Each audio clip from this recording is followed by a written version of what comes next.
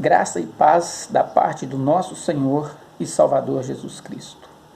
Amada igreja, é uma alegria muito grande estarmos reunidos novamente com o objetivo de refletirmos a palavra de Deus. Vamos usar este momento para levar até você uma reflexão bíblica, um devocional que você vai estar utilizando aí para realizar o seu culto juntamente com a sua família.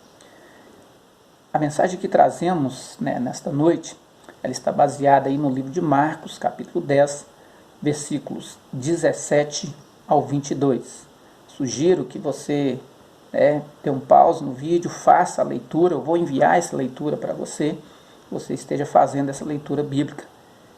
Ore ao Senhor e que a palavra de Deus possa ser ministrada ao seu coração e possa trazer coisas boas para a sua vida, para a edificação, para a sua maturidade cristã.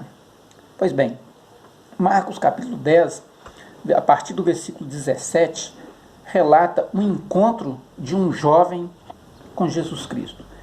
E o texto ele vai nos levar a algumas considerações muito importantes nesses, nós poderíamos dizer, poucos momentos que aquele jovem esteve diante de Jesus. E eu quero destacar algumas situações que vão se desenrolando nesses momentos que esse jovem está diante de Jesus. O versículo 17 fala que aquele jovem, ele corre até Jesus. Há uma disposição daquele jovem de estar até Jesus, de estar diante de Jesus. Pegando essa disposição, nós trazemos aqui que foi uma atitude correta. Por quê? Será que ele poderia ir andando, ele poderia ir caminhando, ele poderia ir tranquilamente? Mas sempre que eu vejo na palavra de Deus a ideia de correr, a ideia da pessoa apressar-se em fazer alguma coisa nesse sentido positivo, traz para mim e para você a ideia do dinamismo, da vontade, da disposição de você fazer as coisas que devem ser feitas para a obra do Senhor, de viver a obra do Senhor com dinamismo, com entusiasmo, com vontade, com essa disposição que nós percebemos aqui na ação desse jovem.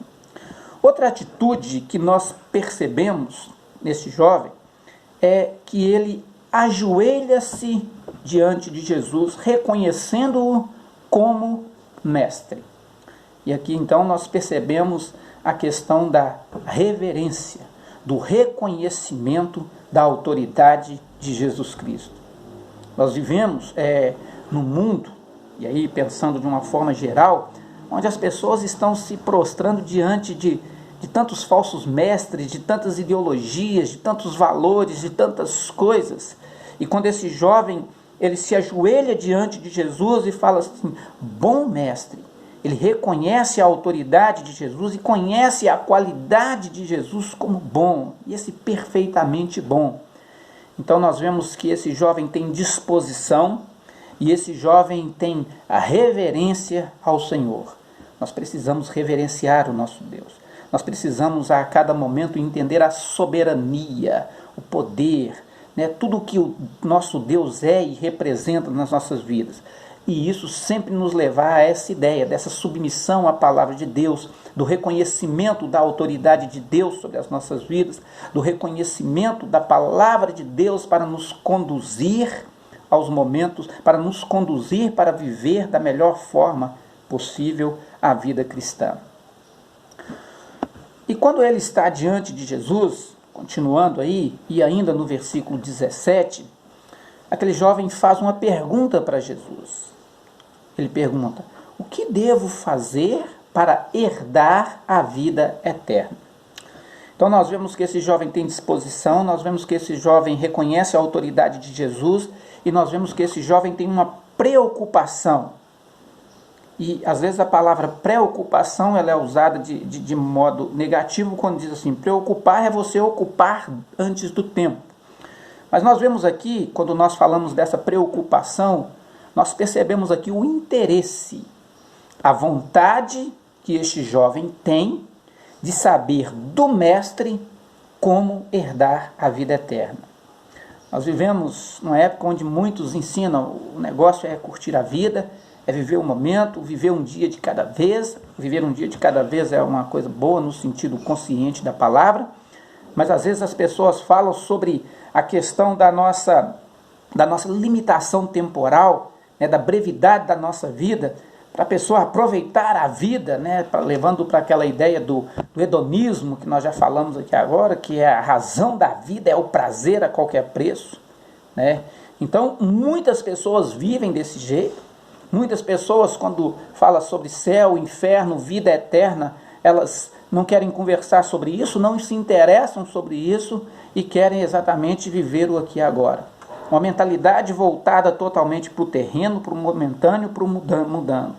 Então nós dizemos, nós temos que viver cada dia, de cada vez, com sabedoria, sabendo usufruir das coisas boas que nos é propiciadas para viver, com sabedoria, com consciência e consciência cristã, mas nós temos que estar sempre pensando, refletindo na nossa conduta. O que fazemos da nossa vida e dessa breve vida que temos, como vários relatos bíblicos, né, nos falam sobre isso, nos levando ao entendimento de que somos peregrinos. Nós temos que ter a visão, a consciência do reino de Deus que será instituído, de Jesus que voltará para buscar a sua igreja e voltará, né, de forma onde vai ser estabelecido o juízo e aí a separação, a salvação e a condenação. E muitas pessoas não gostam de conversar sobre isso, elas não interessam sobre isso.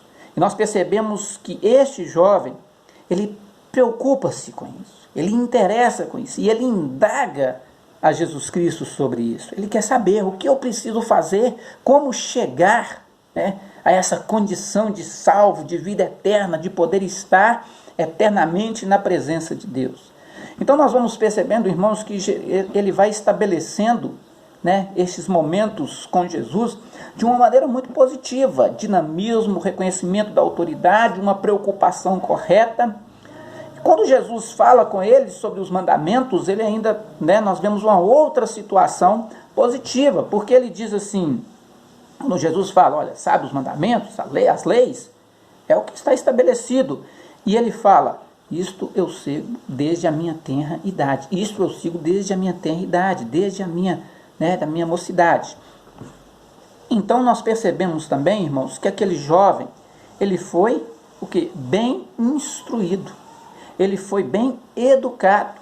E quando eu falo bem educado, eu estou falando da educação religiosa. Nós sabemos, né, e quando você estuda um pouquinho sobre os judeus, sobre esses povos, sobre como era, né, como era a educação deles, eles eram rigorosos com relação a isso.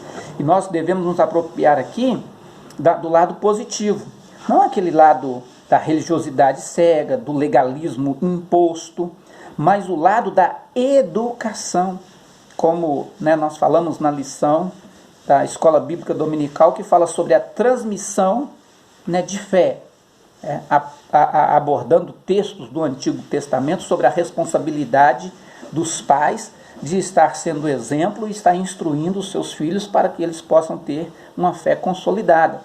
Então, este jovem também ele foi educado corretamente. Ele recebe as instruções da palavra de Deus, ele recebe as instruções dos seus pais, dos seus mestres, e ele se declara, olha, eu tenho tudo isso. Então, veja bem, nós consideramos desde o início, né, quando ele se prostra, corre e se prostra diante de Jesus, que todas as ações, tudo aquilo que estava acontecendo naquele breve diálogo com o nosso grande mestre Jesus Cristo, estava indo muito bem. Mas a palavra de Deus, ela vai nos dizer que Jesus olha para aquele jovem. E a palavra, ela fala que Jesus ama aquele jovem.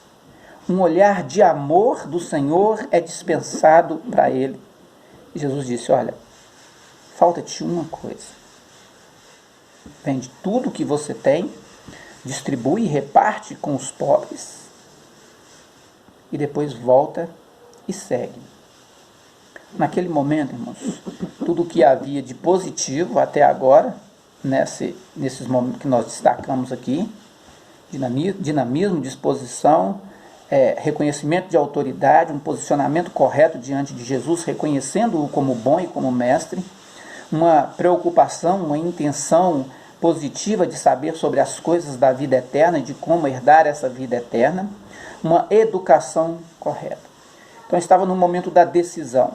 A palavra fala que aquele jovem sai dali muito triste, porque ele era dono de muitas propriedades, ele tinha muitos bens. Jesus não fala para aquele jovem vender aquelas coisas e trazer para Jesus. Não fala: olha, vem, não precisa trazer nada, você vende, distribui e depois segue-me. Jesus não manda dividir, como foi na igreja primitiva, quando as coisas eram divididas por aqueles que estavam ali, para que eles pudessem viver daquela forma. Não. Cuide de pessoas, trate de pessoas, alimente pessoas, faça o bem ao seu próximo com tudo que você tem, desprenda-se de tudo isso e depois siga. Evidentemente, com essa palavra que eu estou dizendo, que Jesus não pediu para trazer o que ele arrecadou para ele, para ali, Jesus não estava interessado nas riquezas materiais daquele jovem, mas ele conhecia o coração daquele jovem.